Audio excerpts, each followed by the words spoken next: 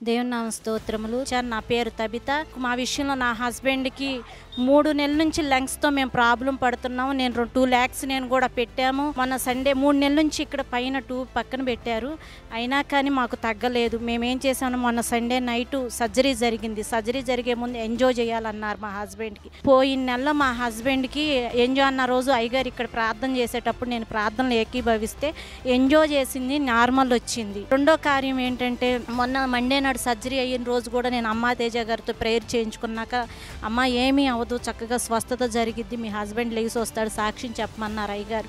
అలాగే దేవుడు అయ్యగారు ఎలా చెప్పాడో మా భర్తకు కూడా అలానే స్వస్థత వచ్చింది. దేవుని నామం స్తోత్రాలు. మళ్ళీ ఇంకో కార్యం ఏంటంటే, ఆదివారం నైట్ అయ్యగారి స్వస్థత ప్రార్థన వస్తుంది, దానిలో ఏకీభవిస్తే మండే రోజు మేము హాస్పిటల్కి వెళ్ళం కానీ డాక్టర్ గారు అంతా తగ్గిపోయింది, ఈ ట్యూబ్ తీసేయాలని 3 నెలల నుంచి ఉన్న ట్యూబు అయ్యగారు ప్రార్థన చేసిన ద్వారా స్వస్థత వచ్చింది.